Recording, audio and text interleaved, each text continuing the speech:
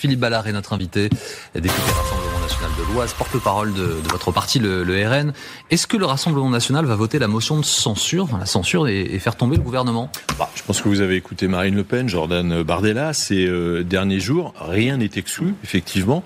Pourquoi ? Parce que déjà, les lignes rouges qui avaient été fixées, mais c'est pas nouveau, de mémoire, le 29 août, quand Marine Le Pen et Jordan Bardella avaient rencontré le président de la République, pour l'instant, elles sont franchies, notamment en ce qui concerne le pouvoir d'achat des Français. Et puis, mais c'est un budget qu'aurait pu présenter Madame Borne, Monsieur Attal et tous ceux qui les ont précédés. Et vous êtes surpris ? On a l'impression, écoutez, Monsieur Barnier, c'est pour ça qu'on avait eu cette attitude et ces propos au mois de septembre, au mois d'octobre. Il nous avait dit, je vais vous écouter, je vais vous entendre, je vais vous écouter. Bon, pour l'instant, il y a absolument rien d'engagé. Vous pensiez vraiment qu'il allait dans votre sens, Michel Barnier ? Vous y avez cru une seconde ? Non, mais toutes nos propositions, on a présenté un contre-budget. C'est Jean-Philippe Tanguy qui a présenté ce contre-budget, avec des recettes, avec des dépenses. Il n'y a rien de repris dedans. Donc, il y a un moment, il faut arrêter de se fiche de nous. Mais nous, c'est pas les 125 députés Rassemblement National, c'est pas le problème. C'est les 11 millions de Français que nous représentons. Il faut peut-être quand même commencer à nous entendre et à nous écouter surtout. Mais justement, quand on regarde les sondages, les sympathisants RN veulent une motion de censure. Donc, j'imagine que ça joue aussi dans la décision qui va être prise par Marine Le Pen. Mais vous faites référence, je pense, à ce sondage ELAB qui est sorti il y a 48 heures. Il y a une majorité de Français. 51%, une très courte majorité. C'est la première fois. Et effectivement, dans notre électorat, moi j'étais dans ma circonscription le week-end dernier, les gens me disent, on va payer plus... Ils pensaient à l'électricité, parce que ça a marqué les esprits. Plus de taxes sur l'électricité. Oui, mais le prix va baisser, Philippe. Non, mais la matière première... Mais là, on parle des taxes. C'est-à-dire, on pouvait redonner du pouvoir d'achat aux Français. Non, mais les ménages, ils regardent la facture. Ils regardent pas les 3/4 de la facture. Si elle baisse par rapport à ce qu'elle est aujourd'hui ou ce qu'elle a été tout au long de l'année, ça reste une baisse. Ça va être 6 milliards de plus. La matière première, alors pour l'instant baisse, d'accord, parce qu'entre parenthèses, tant qu'on ne sera pas sorti de ce mécanisme de fixation du prix de l'énergie dicté par l'Union européenne, on n'en sortira pas. Mais alors il se passe quoi ? Philippe Ballard, après ? Pour finir de répondre, les taxes vont augmenter. En fait, pour faire simple, elles avaient été baissées au début de la crise énergétique, à peu près 2 ans. Et là, on les augmente, mais à un niveau supérieur à ce mais Monsieur Ballard, pardon, mais les gens qui vous regardent vont pas comprendre parce qu'ils vont recevoir une facture qui baisse par rapport à ce qu'ils avaient avant. Pas du tout. Non, pas du tout. Les factures vont baisser. Ils vont regarder ligne par ligne. La ligne fiscalité, les taxes vont augmenter.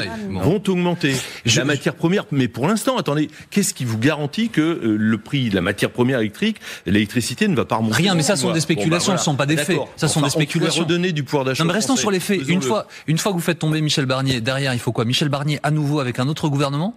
Mais on n'est pas responsable de la situation actuelle, Sous Emmanuel Macron, c'est 1200 milliards de dettes supplémentaires. Cette année, on a emprunté 275 milliards d'euros, on est d'accord ? 325 milliards d'euros l'année prochaine. Et cerise sur le gâteau, quand même, on prête à la France à des taux, selon les jours, plus importants que l'Espagne, le Portugal ou même la Grèce. Donc, on n'est pas responsable de la situation. Oui, mais la question que vont vous poser d'ailleurs vos électeurs quand vous allez les croiser à Noël, que le gouvernement, s'il tombe, est tombé, ils vont vous dire, mais il se passe quoi maintenant ? Alors il se passe quoi ? Parce qu'il n'y a pas de dissolution possible avant l'été prochain. Oui, absolument. Donc, il se passe quoi ? Mais on n'est pas responsable de nos électeurs, puisque vous faites référence à eux, ils nous disent mais faites tomber ce gouvernement qui se fiche de nous. Oui, mais en même temps, vos électeurs veulent pas le chaos non plus. C'est là le paradoxe. On leur dira, on va attendre. Alors déjà, on va attendre le texte final, parce que là, il est reparti au Sénat. On se doute un peu de l'issue des débats. S'il y a un 49.3, et il y aura selon toute vraisemblance un 49.3, à ce moment-là, le gouvernement, donc Michel Barnier, a la main,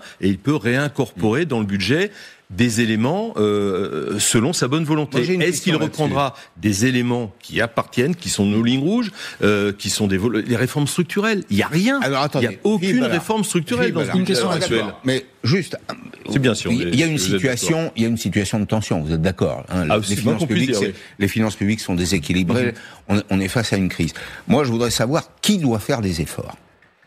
Dans votre esprit, qui doit faire des efforts ? Je renvoie au contre-projet budgétaire. On fait des économies sur notre contribution au budget de l'Union européenne. Vous voyez, tiens, un bon signe de Michel Barnier. On a voté, et c'est un amendement Rassemblement National qui est passé. On a 40 amendements qui sont passés. C'est une première. C'était 0 sous la précédente législature. 5 milliards en moins, contribution de la France au budget de l'Union européenne. Que ça soit incorporé dans le texte final. Ballard, l'Union européenne nous dit vous payez moins, on va vous donner un peu moins de politique agricole commune, qu'est-ce qu'on va dire à nos agriculteurs? Alors, est-ce que vous pouvez nous expliquer pourquoi l'Allemagne, les Pays-Bas, le Danemark, la Suède, c'est pas des petits pays, ont obtenu des ristournes sur leur contribution au budget de l'Union européenne. Et pourquoi nous on le fait pas? Et puis alors, cette histoire de dire c'est de l'argent qui n'arrive pas pour nos agriculteurs, vous le savez, on est contributeur net. Donc on envoie un chèque à Bruxelles, un gros chèque, mais eux ils nous renvoient un tout petit chèque. Voilà. Philippe Ballard, restez avec nous. Suite de cet entretien dans quelques instants. On parlera du casier judiciaire vierge nécessaire pour être responsable politique. Je m'y attendais. C'est le Bardella Gate. Et puis je voudrais vous entendre aussi sur les propos d'Emmanuel Macron tenus en marge du G20 au Brésil qui concernent les responsables haïtiens. Tout de suite. Philippe Ballard est notre invité ce matin, député Rassemblement National de l'Oise. Je voudrais vous montrer une vidéo. Elle est filmée en marge du G20 au Brésil. Emmanuel Macron répond à un monsieur qui est haïtien, qu'il estime responsable de la situation en Haïti. Et selon l'entourage du président de la République, il a voulu appuyer son propos et dire que la France n'était pas responsable. Et les propos, selon l'entourage du président de la République, étaient un peu vifs de l'autre côté. Voilà ce qu'a dit le président. Franchement, c'est les Haïtiens qui ont tué Haïti en laissant le narcotrafic. Et là, ce qu'ils ont fait, le Premier ministre était super. Je l'ai défendu, ils l'ont viré. C'est terrible. C'est terrible. Et moi, je ne peux pas remplacer. Ils sont complètement cons. Ils n'auraient jamais dû le sortir. Comment vous réagissez à cela ? Je découvre la vidéo en même temps. Je retiens évidemment la dernière phrase. Pardon, ils sont complètement, je suis obligé de la reciter, ils sont complètement cons. Enfin, on dit pas ça d'un peuple quand on est président de la République. On avait des dirigeants. À Nicolas. Des dirigeants qui ont. Ouais, c'est pas explicite, ouais. On se souvient de la phrase de Nicolas Sarkozy au salon de l'agriculture, hein, casse-toi pauvre con, ça lui avait coûté cher. Bon, après, je suis pas un spécialiste de la situation en Haïti, mais enfin, c'est une situation où je lisais une dépêche, les affrontements entre policiers et gangs ont fait plusieurs dizaines de morts. C'est un pays malheureusement qui subit des tremblements de terre, enfin, qui est complètement à la dérive. Je suis pas assez spécialiste d'Haïti pour vous parler de l'ancien Premier ministre, mais il y a une instabilité politique. Enfin, il y a des présidents qui sont renversés, il y a des coups d'État permanents. Enfin, moi, je pense au peuple haïtien qui subit tout ça. Oui. En revanche, vous êtes suffisamment spécialiste du Rassemblement National pour nous expliquer ce qui se passe avec l'histoire du casier judiciaire vierge. Alors, Jordan Bardella, dans une émission de télévision, explique qu'il faut faire preuve d'une probité absolue, zéro condamnation pour exercer des responsabilités politiques. Sauf que Marine Le Pen, elle vient d'être condamnée, elle fait appel de sa condamnation. Mais réquisition. Oui, c'est la réquisition, pardonnez-moi, mais on va voir ce qui va se passer par la suite. Est-ce que c'est un raté ?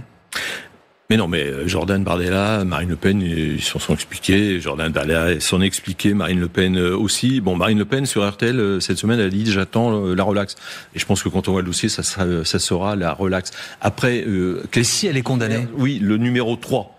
C'est celui qui est demandé. Parce que, pardon, mais enfin, entre être candidat aux élections départementales, candidat à une élection présidentielle, c'est pas tout à fait la même chose. On peut tenir compte quand même du parcours de chacun. Et puis être condamné parce qu'on appartient à un réseau pédocriminel ou parce que son entreprise a fait faillite, c'est peut-être pas tout à fait la même chose. Philippe Ballard, est-ce qu'avec des propos comme ça, vous ne faites pas exactement ce que vous condamnez en permanence, c'est-à-dire vous et les autres du RN, passez votre temps à condamner le système, les gens qui se mettent d'accord, qui s'accommodent, vous faites valoir la probité, la différence, une nouvelle façon de faire la politique, vous faites exactement ce que font tous les autres. Vous dites, attention, il y a des condamnations, elles sont pas toutes les mêmes, etc., etc. Attendez, il n'y a pas encore une et je précise, j'allais le dire, elle n'est toujours pas. Pardon, mais ce sont c'est réquisitoire, et c'est pour ça que je citais la phrase de Marine Le Pen cette semaine. On se projette sur l'éventualité. L'éventualité d'une condamnation. L'éventualité, je pense qu'elle se posera pas, parce que Marine Le Pen, au regard du dossier, sera relaxée. Enfin, ce dossier si elle ne l'est pas. est complètement vide. Vous devez vous préparer au fait qu'elle ne le soit pas. On se place, c'est une élection présidentielle. Non, mais attendez, le plus grave dans tout ça, c'est si elle est déclarée inéligible avant même d'avoir fait appel et du jugement en appel. C'est ça qu'il faut voir. Après, ces petites phrases, c'est un petit peu... Dans le réquisitoire, il y a une condamnation provisoire il y a une condamnation provisoire dans le cas duquel l'appel ne serait pas suspendu. Oui, mais d'accord, mais ça veut dire qu'elle ne peut pas, dès que le jugement est prononcé, début 2025, c'est stop. Et puis, il y a même, je pense à Louis Alliot, par exemple, le maire de Perpignan, qui lui, pour un élu local, c'est encore plus dur, c'est que là, il perd son mandat, il peut pas se représenter. Mais vous trouvez que la justice est trop répressive, que les juges y vont trop fort ? C'est une justice politique, là.